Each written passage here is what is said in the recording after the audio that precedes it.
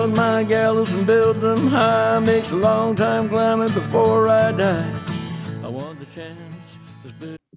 Hello everybody, welcome to the second edition episode of The Match. I'm Matty. I'm Colin, and I'm on headphones that hopefully people can hear me through. Sorry about the wee technical glitch that we had on the last episode, so if you had to turn your sound up and you had me booming and Colin quiet, it's hopefully be better this week. I'll do a wee bit thinking about it. How we are in life. Just how we are in life. That's pretty much us. Right, we're just going to quickly run through the 1-1 draw with Ross County last night. There's no really that much to talk about for the game itself, Colin. So I might touch on the wee signing that we made as well, as to fill a bit of the time, because we'll not have a Longbangers extended episode to talk about this game this week, because we're not recording until Sunday, until after we've played St Mirren. Anyway, starting lineup, one change, Colin. So McCurdy dropped out, Nisbet came in. Are you happy with the lineup that he chose? Aye, I think that would be expected. I wasn't surprised. The team played well on Saturday. I suppose you could argue, my argument is normally why change a winning team, but you can't leave it. It's like you always bring your first choice goalie. If you've got a striker that's scoring goals, he plays. And the only reason he never played on Saturday was because he was farting about in London all week. So, no complaints at the starting lineup. Aye, and I would agree with that. I think you're looking at it, and there was no surprises with it.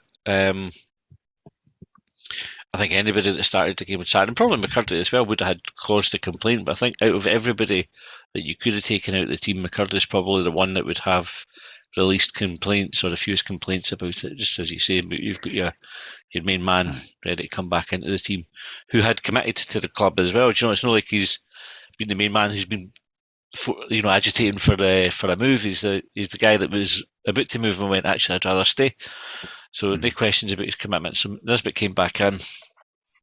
How do you think we started? It just kicked off, Matt. Just like a wee pass, and then the boy lumped it forward. Usually.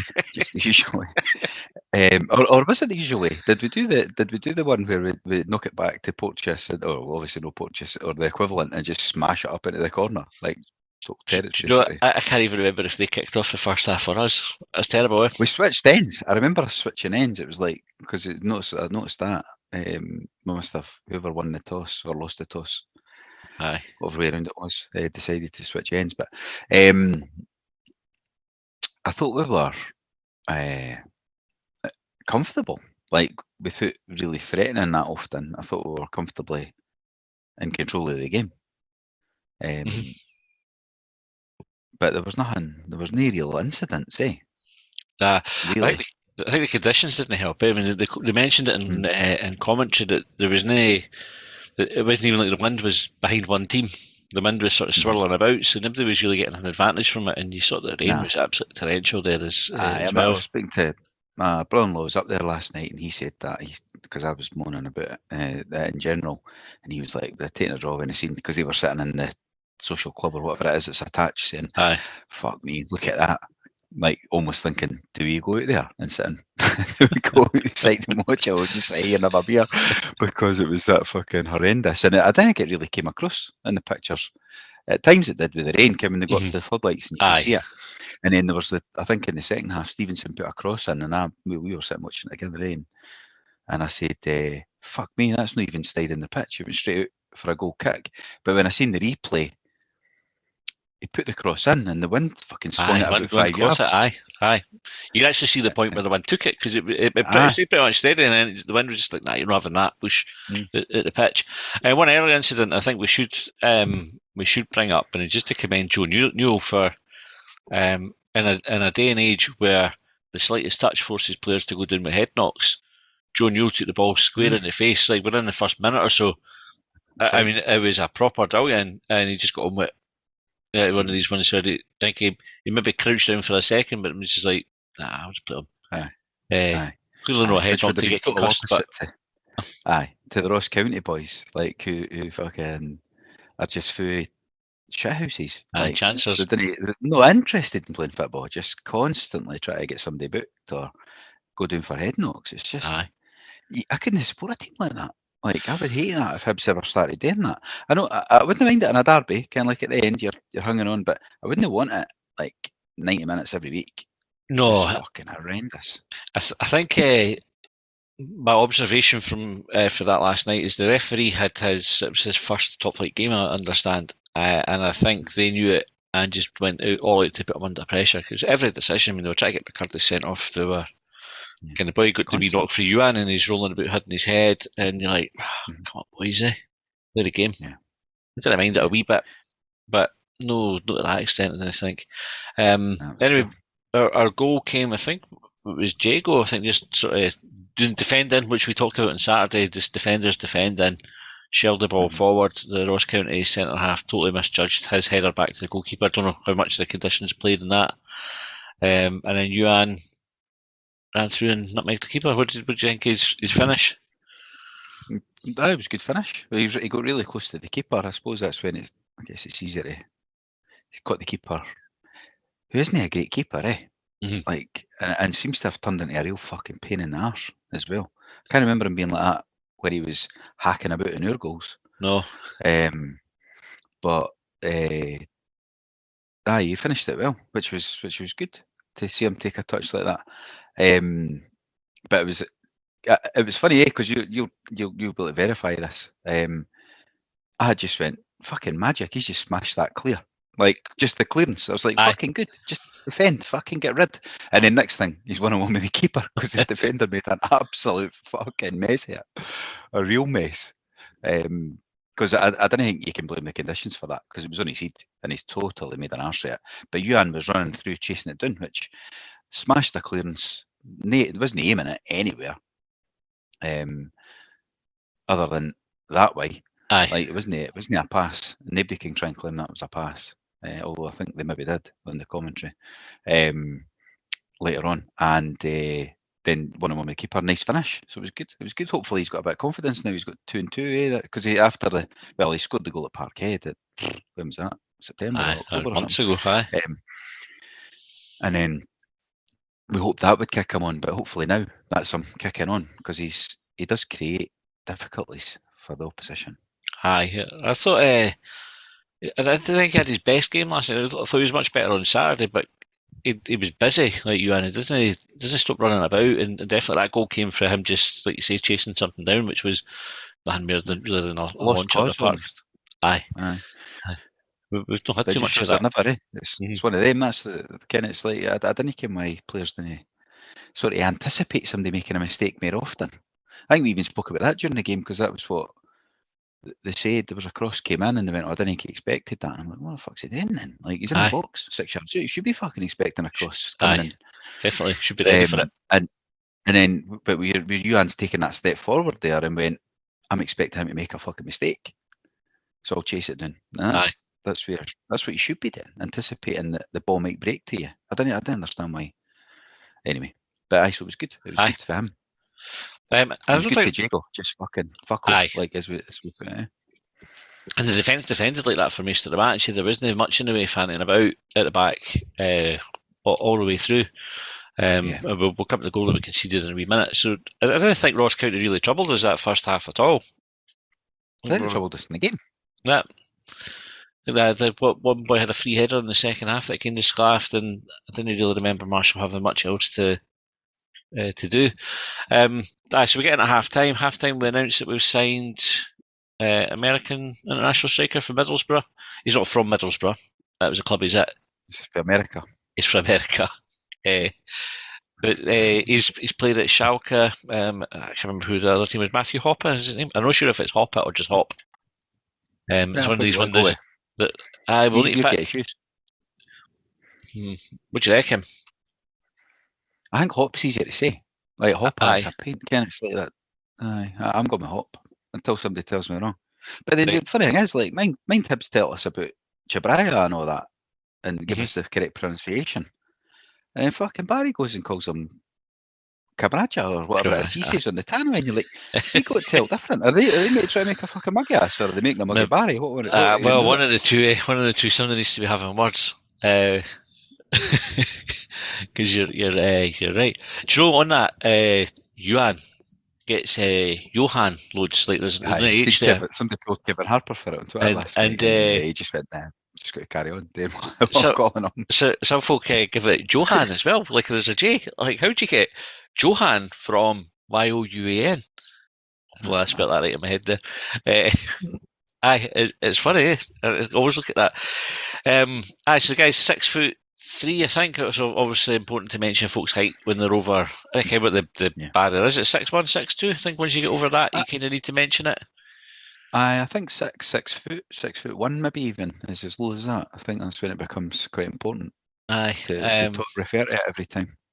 And I'm sure he's gone. And also when they're small, because that's the other thing I'm fucking obsessed with. Small people. But most footballers are small. That's why when you get one over 6 foot, folk make a deal about it. I didn't actually understand how a deal gets made of small footballers or managers now, because they're all under average height. It's the exception that these fuckers are 6'3". That's why it's a big thing.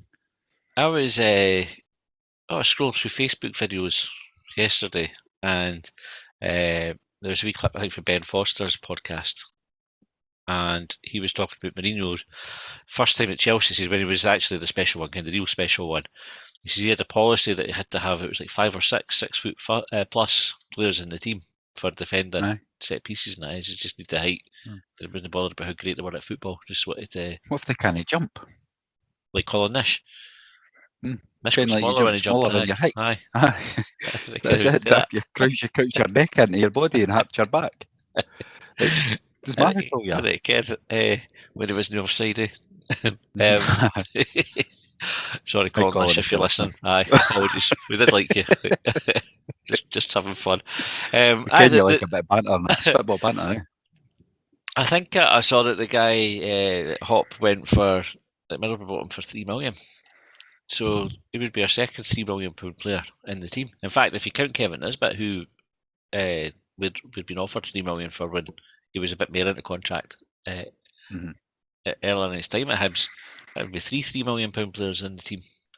That should be cause for optimism, but it sometimes doesn't really feel like it.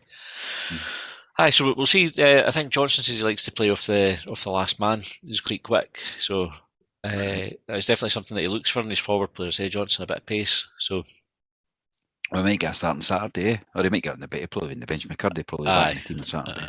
I think McCurdy, who was minus his leg bandage as well when he came on, and that was probably the other thing to point out for the first half was Nisbet going off, pulled up with a. Well, it was a talking point when we were watching it, because it was quite. There's been a lot of sort of questioning about why does he wear that bandage in the sort of top of his shin, and we got the answer last night. No fucking reason at all. No reason. Because there's no tattoo there. So he just maybe likes bandages. Second half, Ross County came into it a bit more. We had a chance to make it 2-0. I think it was Caden or Campbell. I think passed it into Yuan, who laid it off to McGeady, and he tried to sort of side foot it into the net, but just side footed it into the defender, and then it broke back to Yuan, who I think how he did it, but he just ran out of play from about 8 yards out. He should have got the shot away the first time. He had a chance to spin and bang that on his left, and he decided to square it to someone who had defenders in front of him. It was a poor decision. I don't know why he just didn't get the shot away. It frustrates me. It's just kind of strikers, or even attacking midfielders like Joe Newell's another one. He'll know.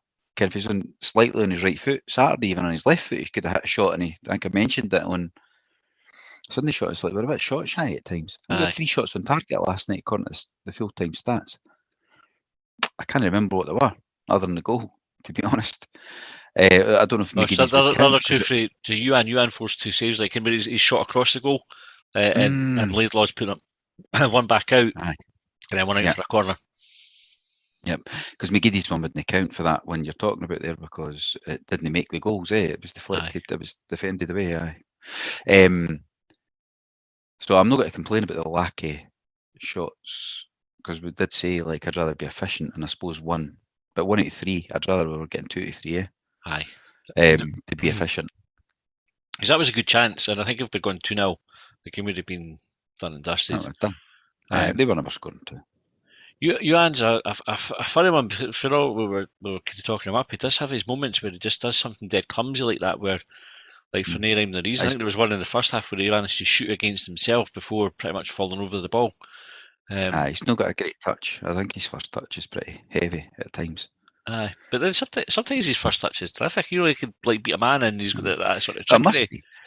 He must have a first touch now and again, right? He's Aye. fucking playing professional football, so he must at some point. Yeah, true that. It must be when he's under pressure or something that his touch just goes to fuck. Because at times he's chasing after it rather than, and it almost fools the defender sometimes because they're going, "Where the fuck's he got to go?" And he doesn't get. So if he doesn't get, and the defender's not got to know.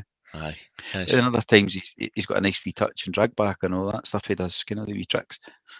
But he's unpredictable. Yes. Maybe class it in that box. Aye. Maverick. Go with that. Then almost inevitably, right? But I wouldn't. I think it's maybe a wee unkind on how Hibs have been playing there now to say that it's inevitable. But Karen gave away the ball in a fairly like unnecessary way. You know, he's breaking forward. He takes a heavy touch, loses the ball. Curtis crosses the ball in. Newell heads out, but actually Marshall's right behind him. I can't for the life of me understand why Marshall's not screamed at him to leave it. I know, and I don't know if he did. It didn't look like it. I couldn't hear it obviously, but it didn't look like it. And so Newell should be probably more aware. However, safety first. Correct. Get out, and Marshall should be telling him. And it's fucking piss poor defending. There was nobody near it. No attacker near it. He could have just let that go. Marshall didn't even need to catch it on the field. He could have let fucking bounce into his hands. There was nobody near it. But Newell's not done anything wrong unless he's ignored Marshall's shout. Because come back to the basics. The basics are get out the fucking park and defend the corner rather than risk it. But then another fucking cross, another goal, Aye, and I think it went straight in for the corner as well, didn't it? The boys just swung it in. What was your view on it in, Colin? Because obviously this is a really contentious one. Marshall ends up in the back of the net with the two Ross County boys. The ball sails straight in. Yeah. Free kick. I've no idea. No idea how that's not a foul, based on what happens every other week. He's not just being pushed. He's in the fucking base of the net. He's in the fucking. He's like how far's the behind the goal line in a football like net, like a couple of yards or something. He's right in the back of the net. So I've no idea how that's not a foul based on, as I say, like well, not as I say because I've not said it yet, but I think he could have done better. Like I think he could have got a hand on it. I think his arms were in front of him rather than above him, but it's a foul. So do you think his arms were in front of him and not above him because he was being impeded though? Well, possibly, but I think he could be stronger. But I think he's probably thinking, I'll just get the foul, because it's a foul. It's always a foul.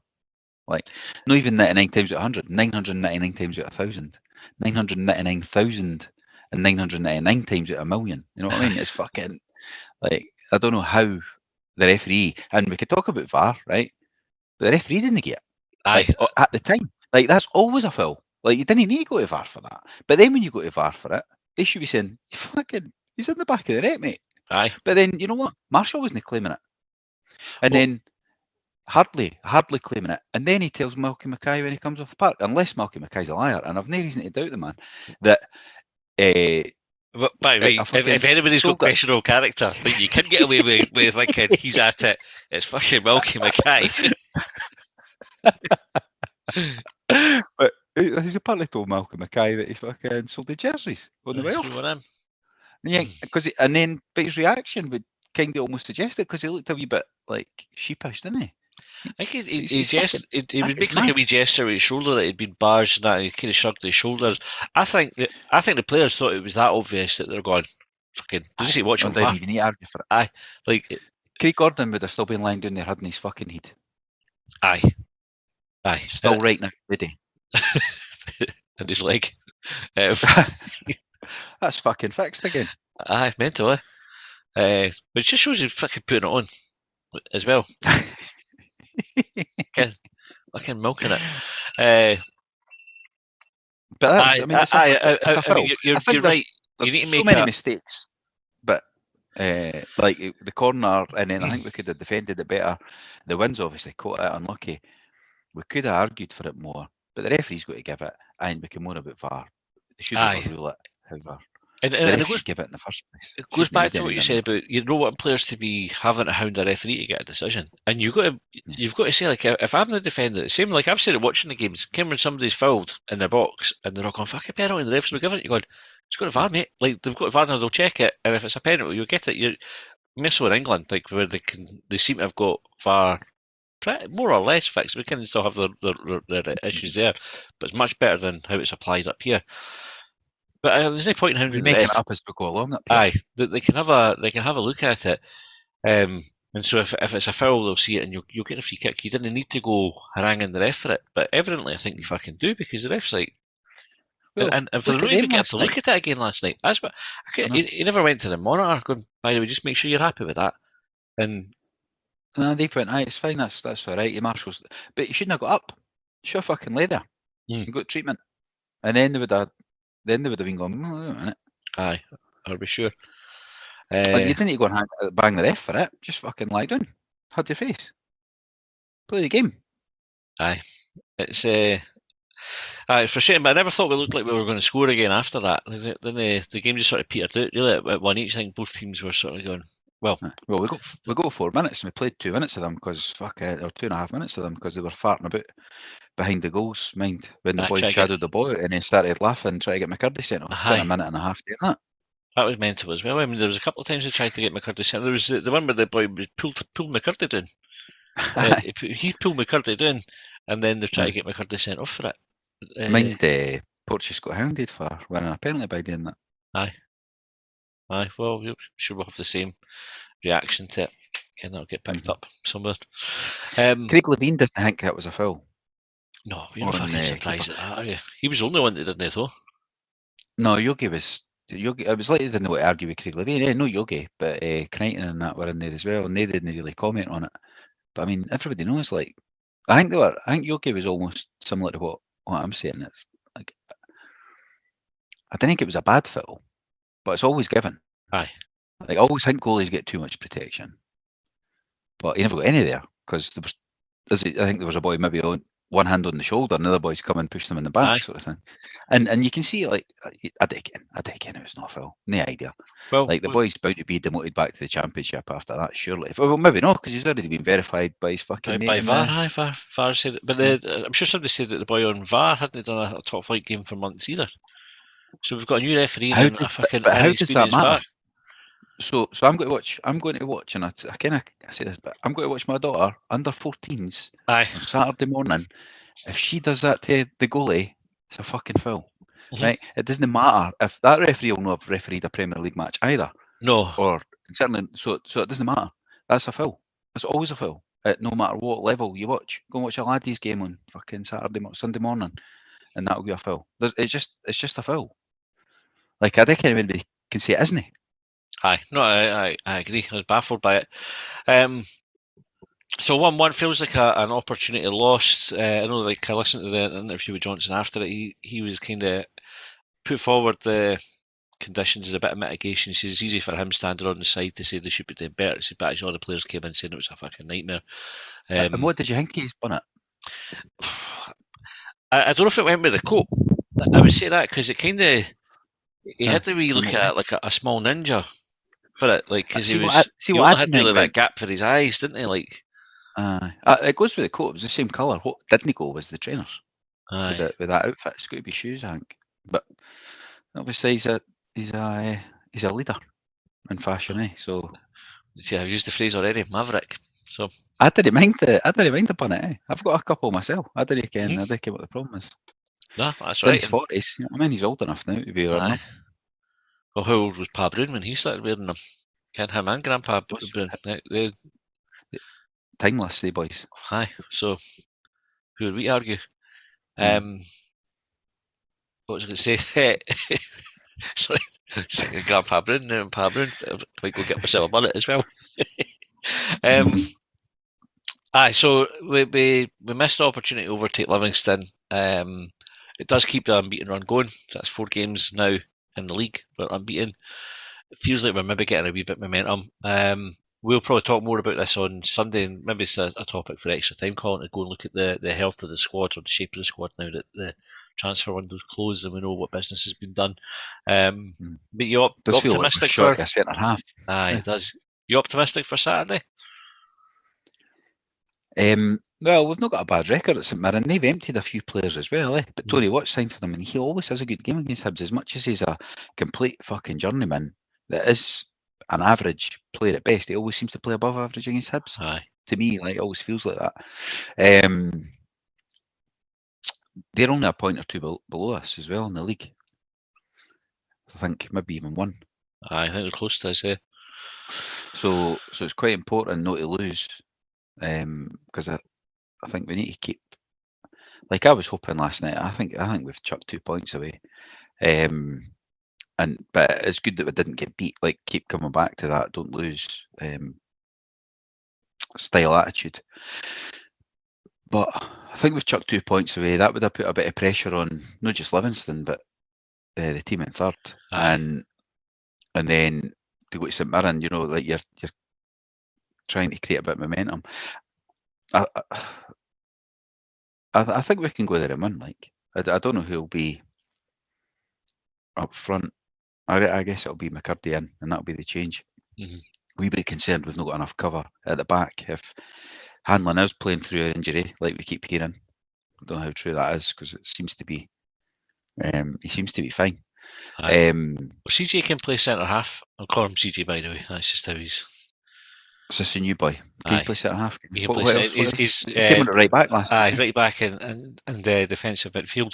Excuse me, in the sixth position. But he says his preferred, and by trade, he's a centre half. Oh, no, okay. Well, maybe that's the option then. I think everybody pegged him at right back. When he signed, everyone said, there's coming in for a cover at right back. But actually, you've got Cadden and Miller there. I think he's as likely to feature at centre half as he is at right back. He has that versatility. Prediction then, and then we'll wrap up. 3-1. 3-1. Hibs. I think we'll go 2-0. I think we'll get a clean sheet. And we'll carry on a good run. I think we're starting to find a wee bit of form, and I think we've got a starting 11 that Johnson's now more or less gone. That's my first team, and he'll only make one or two changes. Which I think we've lacked. Consistency selection's been big. Okay. Hopefully. Right. So that's second episode of the match over. We never did our Twitter Spaces post game last night. The Ramble were doing a sort of transfer deadline day thing, so we left them. I dialed on it. Good stuff. I was driving back in the car, so I didn't. They set themselves. I said to them, "You're too ambitious, boys. 2.5 hours, 3 hours, and there's fuck all happening." I find it difficult filling 20 minutes or 5 minutes at the start of them. So, but I think we'll do one tonight to talk about the game. So if anyone's got any views on VAR or the team selection or anything we've talked about today, just jump on at 8 o'clock tonight on the Twitter, and we'll be there. I'll be there to give you a call if you're free for it. Right, thanks very much for tuning in, and we'll see you next time.